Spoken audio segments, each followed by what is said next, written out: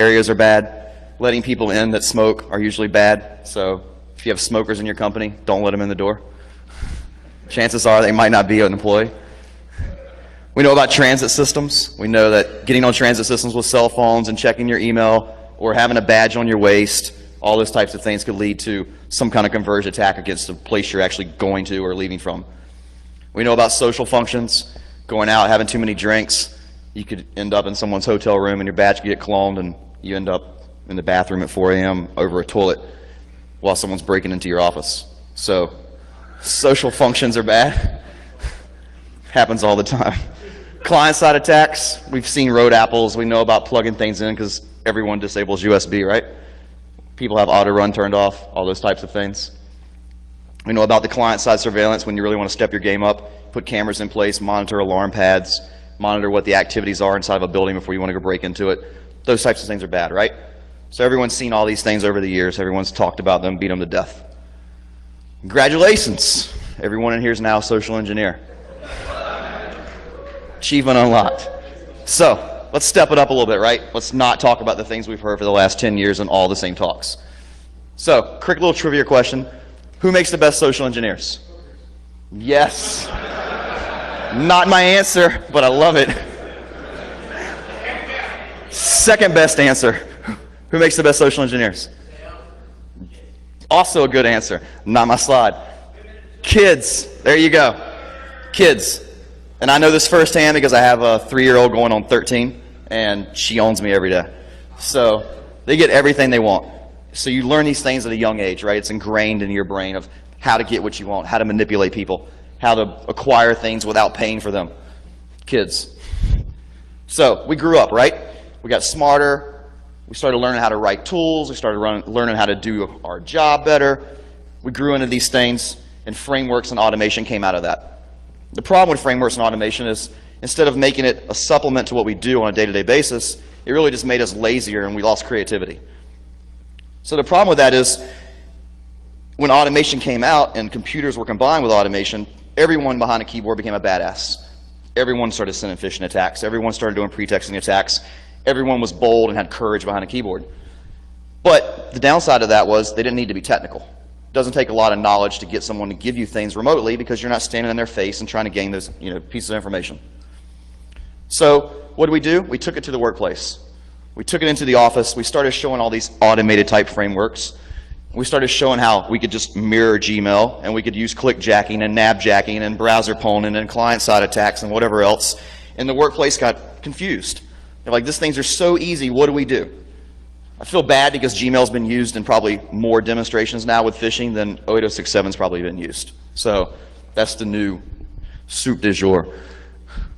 So you go into the workplace, you start doing all these demos, you show your boss how cool you are.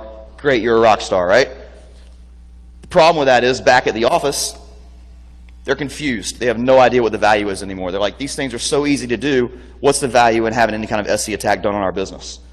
They start asking all these questions like, what's the point? What's the value? What do we get out of these things? Because obviously it's so easy for you to click 5 options in a menu, and now you have a successful phish or a successful SE attack. How do we stop these things? And they have no answers.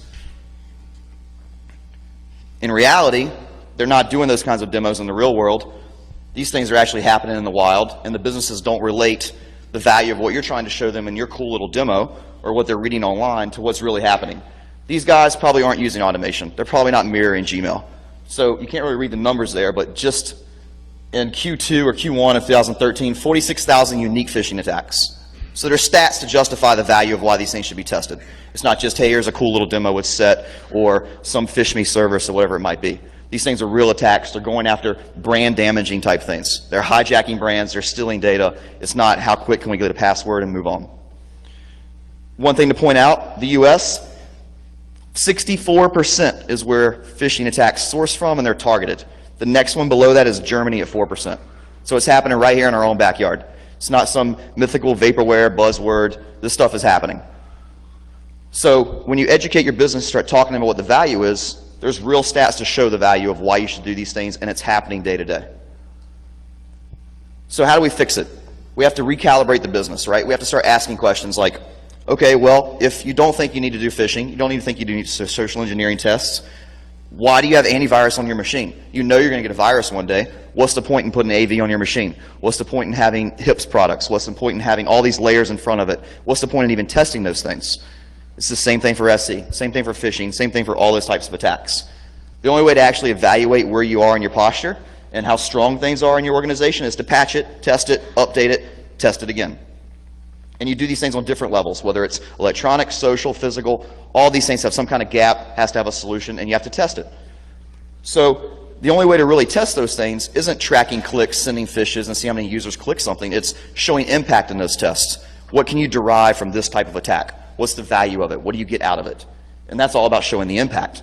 So one way to show impact is stop doing the same things year over year. Don't repeat the same kind of test. Don't repeat the same kind of generic phish attack. Don't do the same kind of, I'm going to call the help desk 5 times, ask for a password. Did you pass this year? Great, move on. Change it up each year, become more dynamic, hire people with more skills, whatever the solution may be. So the problem is, in today's industry, there's not a lot of talent behind most of these attacks that businesses are faced with. There's some canned template, they're sending some kind of LinkedIn invite, Facebook invite, whatever it might be, and it's generic cookie cutter, vanilla type stuff. There's no impact behind it. There's no value to what you're trying to show other than you're clicking, tracking clicks in your environment. So traditional phishing is pretty much done with the whole free candy. Can I give you a piece of candy? Can you give me your password? There's no layers to it, no depth. So the way it's usually done is the client will give you a list of email addresses. You put those through your little automation tool, your mirrored site, however you set it up, right? You send it out. Hopefully it works. You cross your fingers. If it does work, you collect clicks. You have clicks that you're tracking. You have shells maybe you're tracking. Maybe you're acquiring passwords. You put a report together and you're done. There's no value in tracking those things because what you're really looking for is what happened after those things occurred. If someone did click, what's the impact after the click? Not, here's my clicks, here's your report. So some of the misconceptions that the businesses have is, like we were saying before, well, we're going to get owned with a click, why even test it? What's the point in putting some kind of user-based test where we send something out to a subset of our population and we track the clicks, we know what's going to happen, what's the value? The value is showing the impact, not showing the clicks, not showing the metrics. So the businesses is confused. They see all these traditional attacks going on. They have no idea how to go about getting the information they need and finding the value in those pieces because of the way traditional tests have been done over the years. They're just confused.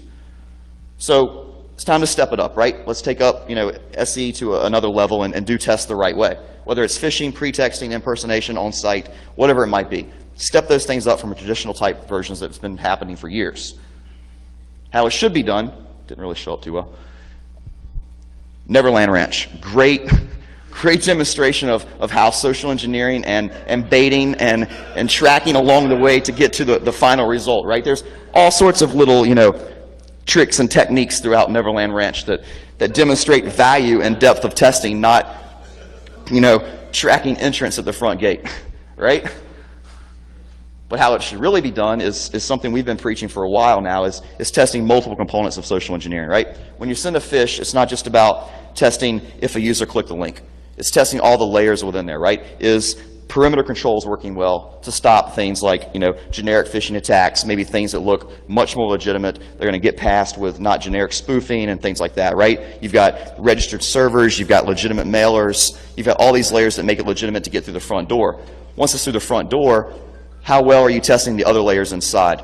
How well are you testing egress filtering? How well are you testing on-box controls and inline controls? How well are you testing the ability to exfil data over different communication channels, whether it's straight raw TCP, whether it's using more sophisticated type techniques, whatever it might be. So there's different components within a proper social engineering test that don't always get tested with these generic cookie cutter things because they're really only testing one or two pieces of that if they're lucky. In the most cases, they're probably just testing awareness and the training policy. So keep those things in mind when you're trying to build your attacks and you're trying to educate your business on the right way to do things, is see if it incorporates all those different pieces of the triangle, not just one or two components. So one of the things we talk about when we talk about how we structure our attacks and how we're going to build things that may spread out over a 2-3 week span, not just a one-day attack, is what are we looking to gain from these types of attacks? Not only are we going to look at tracking the awareness level of the users currently, if they've done some kind of new program frequently and they think they're up to par now, do some kind of differential against the current program they put in place and the training they've had, and then go back and test again. See what the gap is with the current program. Are they educating the right things? On top of that, what are the security posture of the end user systems? It's not just about patching, it's not just about system hardening, it's the layers of controls on top of that, like HIPs and inline controls and things that should detect some of these generic attacks that come through the door, and even some of the sophisticated payloads. There should be on-box controls to at least detect some of those things, right? The technologies you have in front of the user workstations, whether it's content filters or proxy, how well are those things working to detect and respond and notify you in an ample amount of time so that you can get ahead of the curve and stop the things before lateral movement starts happening in your environment, before it's gone too far and you have no control over quarantining what just came in the door and mitigating some kind of sustainable program that, if it's detected in X amount of time, can I respond and quarantine it so it's in a small subset of my environment, not it's the sky is falling and everything's compromised. But one of the values of doing phishing the right way is being able to measure the incident response from the inside. And there's a couple ways to do it. We do it, obviously a couple different ways based on budget and scope and time. One would be maintaining some kind of active communication with your client.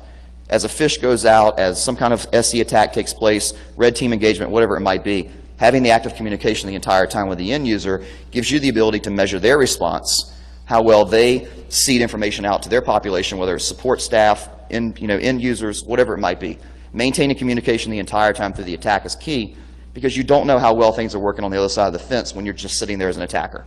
So if you maintain communication, gain some kind of information back from the client when you're doing these kinds of tests, you can get a better feel for how well defense is working, because by nature our industry is all about offense. It's all about attack. No one ever focuses on how well they do to defend some of these attacks, and could it have been better, could it have been worse. So the whole red versus blue teams are something that you guys should keep in mind when you're doing these kinds of attacks. How well is the blue team working to defend against our red team?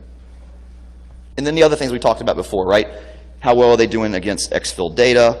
How well are they doing against identifying persistence in your environment? If you guys have went to Chris and Rob's talk yesterday, they showed a lot of cool things about doing persistence in your environment and putting controls in place to try and identify some of those things, whether it's commands being executed, whether it's movement around to certain key boxes in your environment. How well are you getting a handle on lateral movement and vertical movement in your environment to identify some of those things? And then the last piece, obviously, is the combination of testing both your technologies and your process. A lot of times, most conventional attacks only test the tech. They don't focus on the process. So all in all, that's how the value of phishing gets extracted when you move away from just doing the clicks and the metrics. So let's start talking about phishing for value and some examples of that. Anyone recognize that cheat code, by the way? Awesome. So when you're doing these things and you're looking to get value out of it, the first step in anything, right, is prep. If you don't do your homework, it's going to suck. You're going to spend all this time building something, you're going to shoot it out the door, and it's going to fail because you didn't do your homework. So like anything, OSINT's always the key to anything you're going to do in an attack, right? The more time you spend on OSINT, the more you know about your environment. Maybe you send some kind of bogus attack first to see how they respond. The more you can gather about the environment ahead of time and be prepared for their response, the better you're going to be. If you're lucky enough to find information about their infrastructure before you even attack them, then you have a quick and easy path to what you want to go after once you do get inside. So OSINT's key there. Another key piece that people don't always focus on is what's going on with the business currently when I'm doing my OSINT collection, right? Are they doing some kind of new marketing campaign? Have they just had some new acquisition or joint venture? Or they're about to launch a new product? The more you can learn about that organization during OSINT, the better your phish may be, or the better your attack may be, because you've got something that's current in time. It's not a generic vanilla type of attack, and you're basing it on things that they've seen that's been trusted information passed to them from executives, marketing, whatever it might be. So the domain name selection is key when you're looking at those things, because you may not be looking to spoof their, or buy a domain name that's similar to their corporate website. Maybe it's a new product they're going to release. And you've got a lot more options when you're looking at domain names around a product versus trying to find a domain name that looks like Google. So domain name selection is key when you're looking at what they're doing currently and what kind of attack you're going to frame.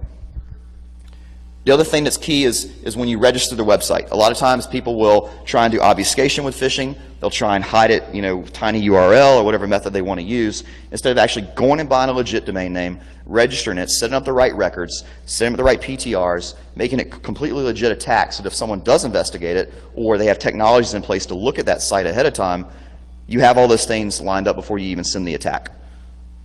Another key piece when you're going to be sending phishing is registering the mailer. We've ran into environments where their SMTP gateway will look and see where the emails are coming from. And if you don't have a proper MX record set up, a lot of times they'll stop it right at the front door and the phish isn't going to make it to the end user because your MX records aren't set up properly. So setting your mailers up, setting your web servers up, building all those things ahead of time is going to make you much more successful when you get to the point of launching the attack. One thing that we hear a lot when we're talking to people about how they do their types of attacks is whether they do validation before they even send the attack. There's a lot of ways out there to validate email targets before you even send to them to see if they're a good address, a bad address, or through OSINT maybe you found it and it looks like it's a new hire but now they've moved to a new company, whatever it might be, right? So validating targets ahead of time so you're not sending a phish out to 100 people and 40 of them are going to bounce. That's going to be a red flag if someone's looking at their mail gateway and see 40 invalid addresses that just got attacked in the last 5 minutes. So if you validate your email targets ahead of time, chances of you not being detected when the phish goes out is going to be dramatically different than sending to a bunch of bogus addresses that are no longer with the company. But also validate your targets from a role that they have within the organization. The last thing you want to do is send your phish to one of the incident response guys, right? It's going to blow your wad immediately. It's going to get shut down. So validate who you're going to be targeting. Goes back again to OSINT, right? And then the last piece, obviously, is test your payload. Can't tell you how many times we've shot ourselves in the foot because we go through all this build out, this customization, we find some new attack of the day that we want to use, and we think we vetted it out well enough and we didn't test it on 64-bit or 3 different versions of a browser. So there's times where you run into an environment that they only allow certain browser versions in their environment, and if anything else is trying to connect through a proxy, they're going to stop it because they know they only have IE8 in their environment. So testing all your payloads with different versions of architecture, OS, browser, third-party application, make sure you do your testing. The last thing you want to do is spend days building your attack, and then you get screwed because you didn't test it on the right platforms. So one of the things that we've been doing for a while that we've never really seen anybody talk about, other than, hey, we have a proxy-aware payload that's clean, is we run into a lot of high-profile environments that have proxies in place to do content filtering and categorization. If we run into an environment that we know that has a blue coat, we've done OSINT on the outside, we've seen information about blue coat support, help desk tickets, whatever they've submitted, right? Or we've been able to see they have a blue coat through some of our pen testing or whatever we might have done. We know they have a blue coat. So one thing that we usually do when we buy a site, we've gone through our OSINT, we know what kind of attack we're going to build, we go and set the site up. First thing we do, set up a CNAME for the site. Don't put an A record out there, set up a CNAME. Now I've bought Lares.com, and there's another company out there that does something that we do, which I don't think there is. So we set up this website, we set up a CNAME, and we point it to the legit site. Then we go register it with all these different proxies. And a lot of them have URLs that anyone can go to and submit their site. So you submit your site, you wait for their bot to go scrape it and inspect it, and it's really redirecting them to the legit site. And they go, oh, that's something that looks like eBay. It's now business economy, computer, internet shopping, whatever. And they categorize it for you.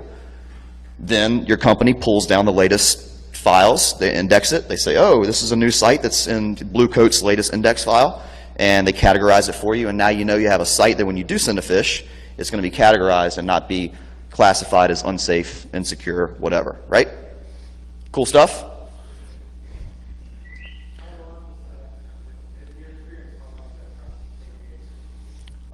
We've seen it take a couple of hours, and we've seen a couple take a few days. Usually hours to days. It's not a lot. Most of the time it's pretty quick. When we're doing phishing usually, we'll usually build everything, or we'll buy the domain names, register it, get it all prepped, let it set for a few days while we're still trying to build our attacks, and then when we're ready to attack, go change an A record and we're ready to go. So one of the other things that's important when we're looking at doing our attacks, and it's not just a one-shot 4-hour fish, we're talking about attacking them for a week, right, is having the right architecture. This is key, especially when you start getting into the point of incident response, looking at your sites. Maybe they're doing things internally, they find your payload, they reverse it, they see where it's calling out to, they start blocking IPs. So a couple of things that you can do to get you more time during the test, right, is have some kind of redundant architecture. Have new binaries that call out to different IPs that are clean that you haven't used yet. Have sites that you can fail over to if you want to send a cleanup email later, whatever it might be. Build out an architecture that supports the duration of your test, not we got stopped today, now we got to spend another 2 days building something new, registering sites, setting them new IPs, whatever it might be. But also from a redundancy standpoint, make sure that if you need to roll an IP during a test, you've got those things available. You've got things tested, all your tools are up to date, the box is hardened, it's ready to go. You've got your post-exploit tools on it. You've got an architecture that's ready to support what you're going to do in the event that someone does detect you and they want to shut down your first attempt. Having the architecture and the redundancy is key. And then last, one of the things that we've learned over the years, right, is test the day of the attack.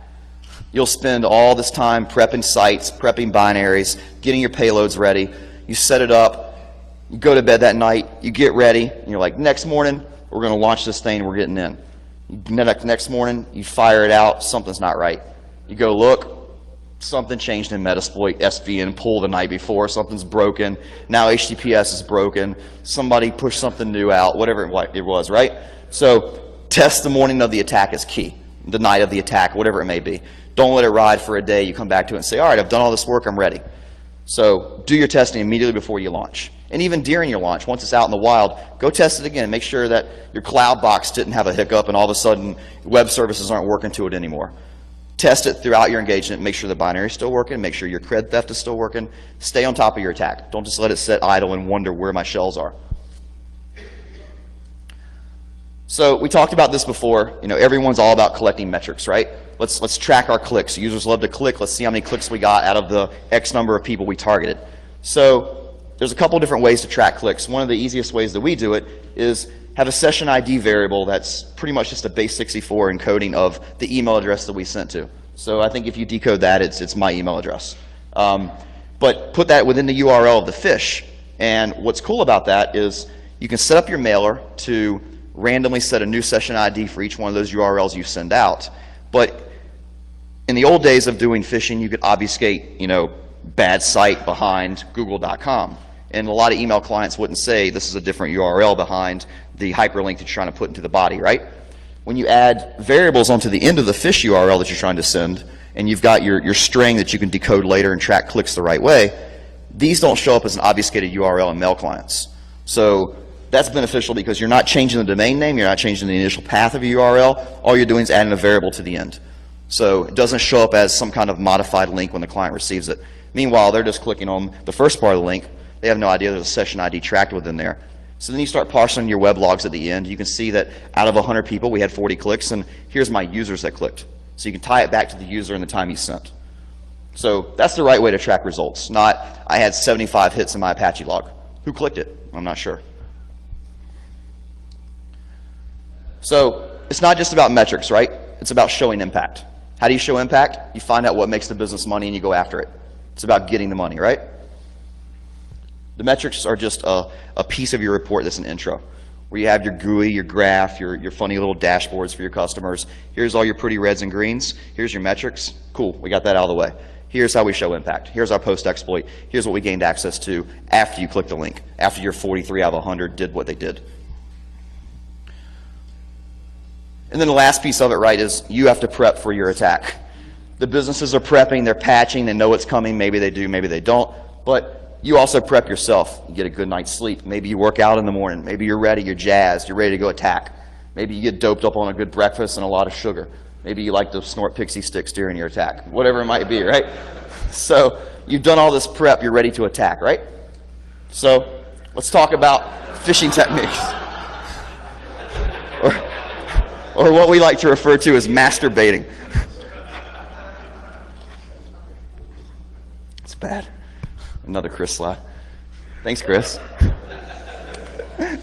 So We have a couple different techniques that we use a lot. Obviously, the context of the technique is different, but the technique is the same, right? So the first one is what we like to refer to as live bait fishing, or going out and collecting your bait that you need for something else.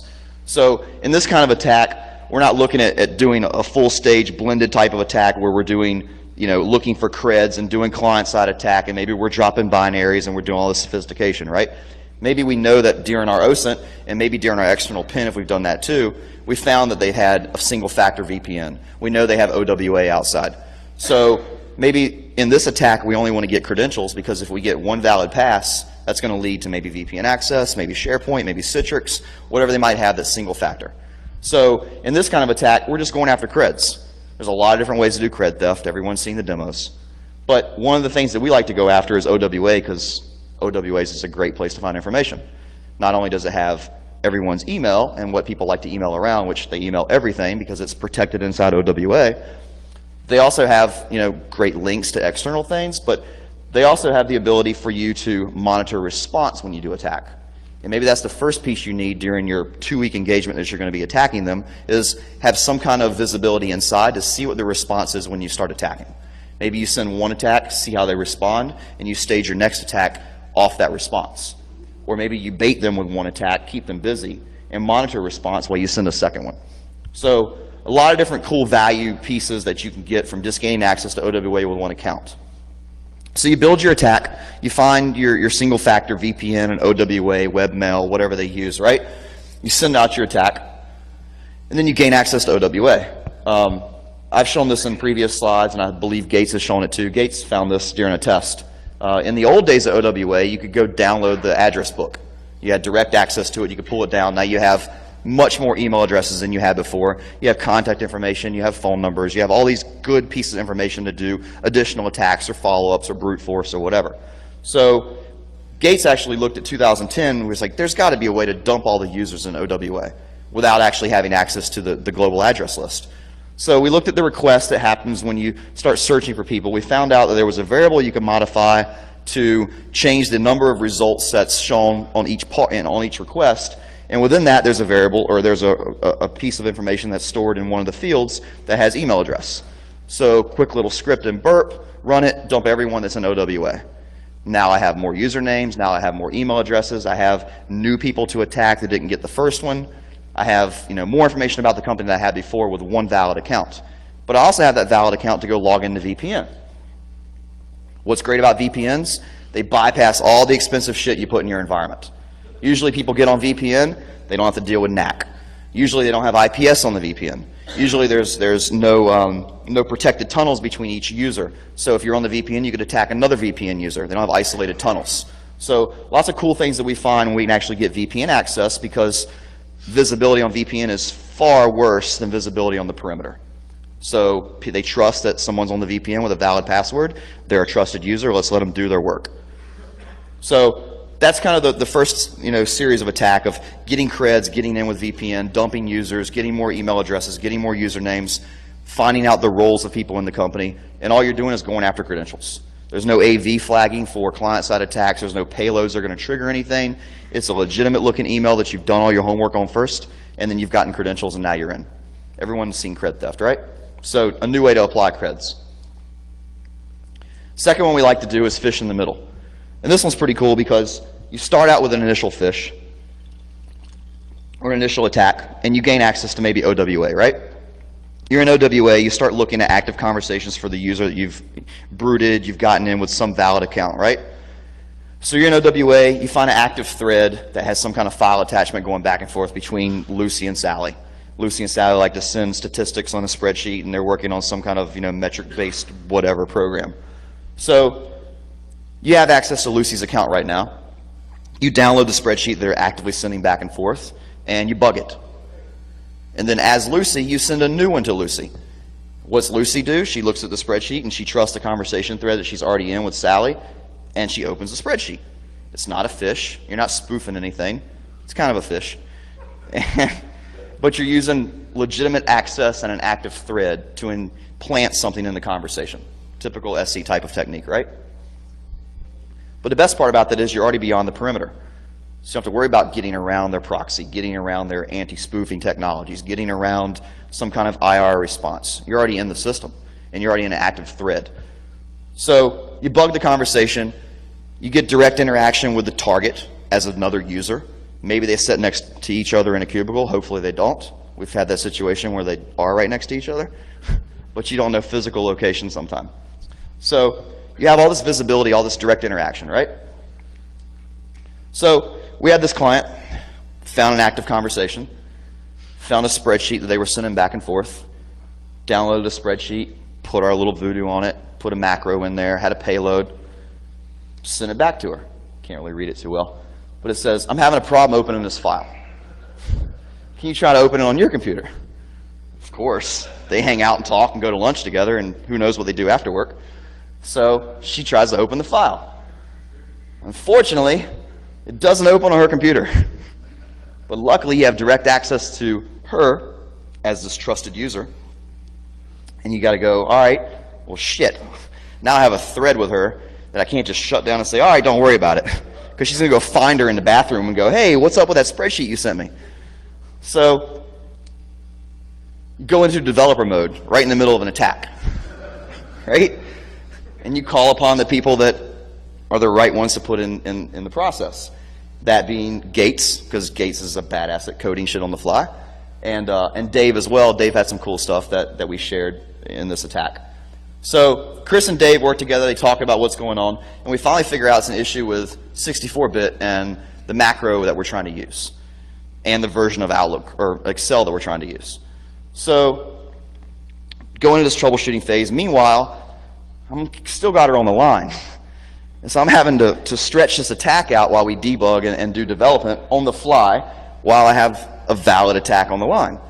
So I'm keeping interaction with her, whatever. We're keeping it, somewhat quiet so red flags don't go off.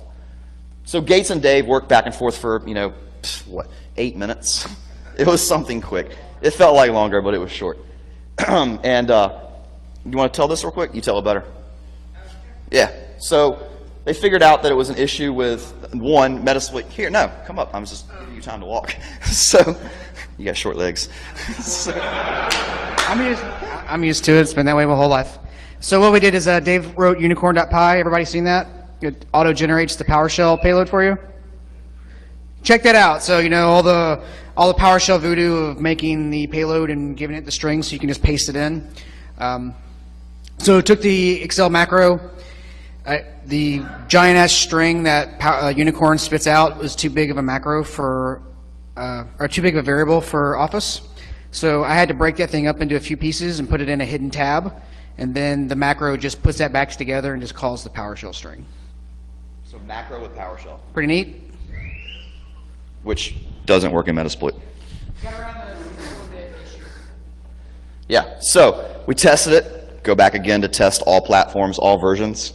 Learn that one. And we got it working on 64-bit. We sent her another email.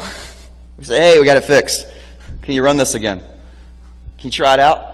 Hey, it opens this macro warning. They're like, fucking awesome. Just go ahead and click that shit. I got it on my machine too. So she clicks it and we're like, all right, cool, all good. Delete all deleted items and sent items and everything else in OWA. And hopefully she did the same on her end, but she did not. But we never got caught. So nice little fish in the middle attack, right?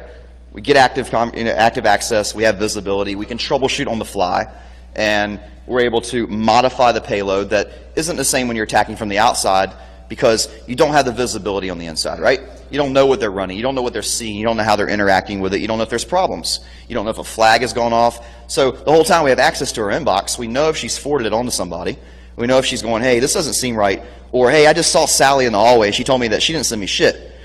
So we have this visibility, we know where the attack is at any given time versus fish on the outside with no creds, you're pissing in the wind hoping it works, right? Valuable? Cool little demo? Cool. So then we have a technique called side channels. So maybe you've had active conversation with someone electronically, you've talked to them over email, maybe you've interacted with them like we've done previously, and things are starting to get a little tricky for you. You don't know exactly what's going on. So you say, all right, screw it, I'm going to go from email to phone. and you go into a pretext conversation with them. Move it to a new channel of conversation, move it to a channel where it's not going to be easily, as easily detectable, and you start having interaction with them over the phone. A lot of times talking to somebody on the phone, they're going to go, I was just talking to this guy on email, and he called me. An attacker's not going to do that. Yes, they are. So you take it to a pretext attack, and you move it to a new level of conversation, and now you maintain an interaction over the phone, and you can, again, do your troubleshooting on the fly, change payloads on the fly, direct them somewhere else because you have them on the phone. So combining phishing and pretexting and using them at the right time gives you much more value than just sending a phish and hope it works. So one of our favorites is what we like to call chum and clean. So the idea behind chum and clean is you build your first attack. It's legitimate. Maybe it's not so legitimate, however you want it to look, right? So you build this attack, and you send it out to a mass amount of people, and it's going to get caught because it's a loud, noisy attack. Someone's going to report the shit. Or maybe you go really bold and you send it to somebody on the IR team because you want to start consuming resources. Or you get a shell. So you send this first attack out. It creates all this noise. The sky is falling. They're running around. Oh my God, we're under attack. How many boxes have been compromised? They go on a wild goose chase and start doing their own homework and trying to research a payload that doesn't go anywhere, whatever you set it up as, right? So you've done all these things to create chatter in the environment and consume resources. So IR's off doing their thing. They're out of your way for a minute, right? Well, then you wait because maybe you have access to someone's machine or you have OWA with a cred or whatever, right? You wait for the response to come out. Now you have their actual response. So, all right, we have the response. We know what their plan is. We know what they've instructed their users to do. What do we do next? Well, we see their response. We see what they were told to do. We see that they were never supposed to give their password to anybody and never supposed to click a link that's not company.com. And they've been instructed on all these things to do, and they're freaking out because all of a sudden they feel like they've screwed the whole company, and they got to follow direction to the T. So you get the response, and you're like, all right, it's time to bring in the cleaner. So you call upon the cleaner because the wolf gets shit done. Oh, you called the wolf? That's all you had to say. So you bring in the cleaner. And the cleaner basically says, I don't even know what this one is. It was one of the ones we used. It was like earlier you were faced with a large-scale attack, right? And the email told you to do this and this, but you shouldn't have clicked the link. And we base it off the last response we saw from them that was legitimate, so we tweak it. And we say, it was an attack against Java or Adobe or whatever. Go update your shit right now. But it's not Adobe. It's not Java. So you call upon the cleaner, and the cleaner gets you back in because maybe you got blocked off the last one you did to all new IPs, all new payloads, all new bin drops, and you've used information that you've gleaned from their response to come back in as a credible incident response help desk email, whatever it was, and you get them on the second hook. This doesn't always make clients happy because they feel, yes, because they feel that they paid for a phishing attack, and it was one attack. They're like, you have paid for a block of time. You didn't tell me how many times I could attack during that block of time. At Friday, we're done. It's only Wednesday. Well, how many more are you going to send? I don't know. Let's see what the response is. So there may be multiple iterations of the cleaner, but at some point, you get what you need, and you get persistent access, and you've gained plenty of access internally that you don't need to go back and phish them again or get on the phone and talk to them via a pretext, right? Cool little technique. So you've done all these things, and now you've got heat on your ass, right? Instant response is engaged. They're calling everybody. Shit's going down. So how do you deal with the fire and deal with the heat? So one of the things that we like to do when we're dealing with instant response is block them. Don't let them come check out your site. You know that they have managed services through SecureWorks, or they have a DR facility and a team with SunGuard that uses boxes there. Or maybe, like we see on pretty much every test, they like to go inspect your site from a VM on a Comcast or a DSL connection or whatever, right? Block all that IP space. Or if you want to be really asshole, do it like Gates does and send them off to their legitimate site. So then they go on a goose chase of, fuck, someone's phishing us from our legitimate site, and there's got to be a payload on here somewhere. And so IR, again, is consumed with going and looking at shit that you've redirected them off to. So all these different ways to consume resources, right? But on top of that, monitor that shit on the fly. You're going to see new connections coming into your web logs. As soon as you see that shit, block it. Or you already have a shell, put up a different payload and send them on a goose chase because they don't know that the jar was replaced, and now they're looking at a new IP and blocking that IP, and they forgot about the first one, right? So there's a lot of different ways to keep them busy and keep them, active through this. Or if you want to get really bold and you know all the IP space the client comes from, and you know maybe the proxy they come out of, just whitelist the proxy. The only problem with that sometimes is you're going to have remote users at home. They're going to log in over some VPN connection or whatever it may be. Or if you get lucky enough, they log in right from their home connection, and you wait for them to get on the VPN. So whitelisting, blacklisting, a lot of different ways to prepare for instant response. But there's also the times where you don't have active communications with your client, and they're going to contact the ISP that your shit is sitting on. Be prepared to lose access to your box. We've had that happen a couple times, where they've contacted our cloud provider, and cloud providers aren't always cool with everything we do, which is why we have multiple cloud providers. And be prepared sometimes that they may shut your shit down. So if they do, have redundancy. Have another site you can roll to, change an A record, have screen running, God forbid you lose access, you can get back in. Don't lose your terminal access that you have. But also have a redundant architecture that you can roll new IPs, you can roll new bins, whatever it may be, to keep your attack live. Don't just have one fixed box and maybe a secondary, and if they block the entire IP space that both those boxes are on, now you're going to set up a whole new attack, you're going to lose time, and possibly you're going to lose complete access because they're going to find all your shit. So having some kind of readiness for the ISP response is great. Also be ready for authorities, which is another key. So we had two clients that we didn't maintain active comms with them because they wanted pure black box, zero knowledge, attack us when you want to. And the only problem with that is they went full Monty on us and decided to report the IPs, report the sites, and contact authorities. And we got wind of the contact authorities part about 5 minutes before they were coming to my door. So luckily we got that shut down. But be prepared for that, right? Have layers to your architecture so that if they have to go hunt and inspect, you have some time to maintain a little communication with your client to stop the cops from kicking your door in. So having all that ready, right? But then you also have legal counsel. I don't know if you can read this one very well. We've had a couple interactions with legal because they didn't like the domains that we went and purchased and we were using to attack certain companies or other companies. One of them was a variant of FedEx delivery status. Apparently it's a violation to have a company name in the domain because that's their intellectual property. Apparently. Didn't know that wasn't cool. And FedEx sent us a nice little letter threatening for us to give a domain up. That was a fun one. Or my favorite recently, this was a month ago, I decided that it'd be cool to send people flowers and fruit because everyone does that around holidays. And we went out and bought edible arrangements, but with an I. They wanted to give away mints. It's not just about fruits and chocolates. So we bought edible arrangements.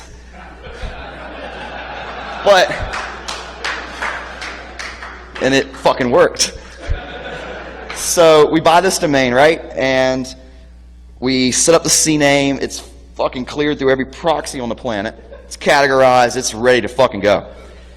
We have all this shit cleared, ready to go. And to set the CNAME up, at the time, Edible Arrangements had an issue where it wasn't CNAMing properly because it was going to an IP and there was a vhost with some hosting company and the vhost wasn't showing content because CNAMEs don't like vhosts, they like IPs. So I redirected them to like 1-800-Flowers. The problem with that was Edible Arrangements thought some 1-800-Flowers was trying to steal their business and start selling mints. So we realized there's a new service offering for brand defamation by buying domain names and bugging them with some other domain. And they look at it and go, oh my God, fucking eBay is trying to compete with Amazon and, whatever, right? So it created all this fucking chatter internal, and legal was pissed. We still haven't given them the domain yet. It's mine.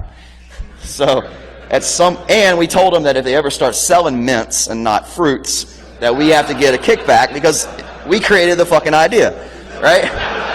So I want some proceeds. and then I'll give you your domain. Right.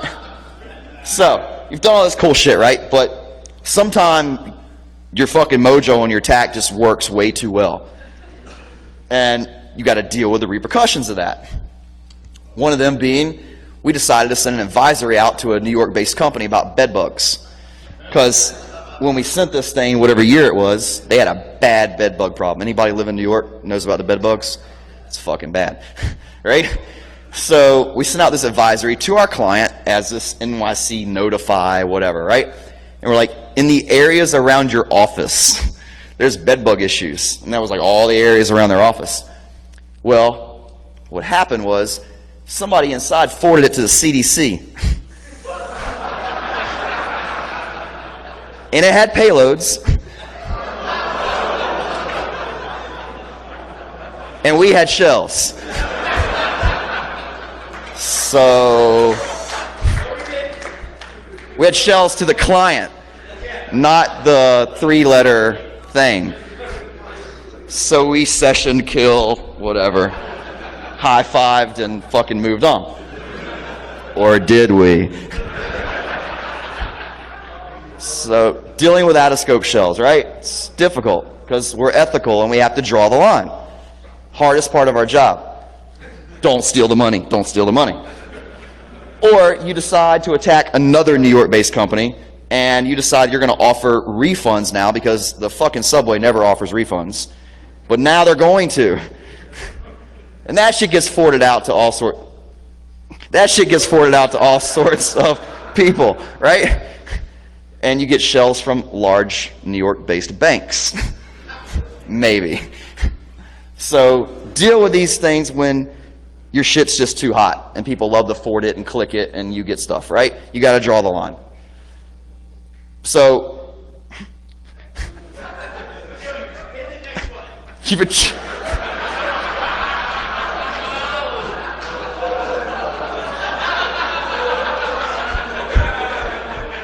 So you got some next level shit, right? And you've demonstrated impact, right? Because if anybody's persistent and knows impact is, right? Right? He's fucking converging like a boss, right? So, how do you really show convergence and impact, right? You come in and you smoke it. You fucking steal all the shit you got to steal. You show impact, all from these different kinds of attacks that we've talked about, right? And that's the key to any of this, right? It's not about the clicks. It's not about the metrics. It's not about the stats. It's about what makes the business tick and how can I acquire it and how can I show impact. That's where the value is for any of this testing. So how do you really show impact? It's not just about the 4 things we talked about in social, right? If anybody saw Chris's talk previously, he talked a lot about convergence and red team. And this is just one component to red team testing. Whether it's phishing, pretexting, baiting, on-site impersonation, tailgating, that's just social. Combine those things with physical or electronic and you create touch points. Where's the overlap between physical and social? Where's the overlap between all 3? And the only way to properly test those is do red team testing, not do this silo-based, I'm going to do an electronic test this week, I'm going to do a phish next week, and eventually someone will figure out the value of when those things are combined, what's my overlap and what's my risk if someone decides to go 2 phases or 3 phases of the triad. So that's the takeaway from all this, right? Is it's one component of red team testing, it's one component of convergence, but when you bring those things together, how do they combine into, I've gone to social, I've gone electronic, and now I have full access to your facility. So that's the takeaway from all this, right, is how do they blend together and how you extrapolate value from doing those types of components. And that's it.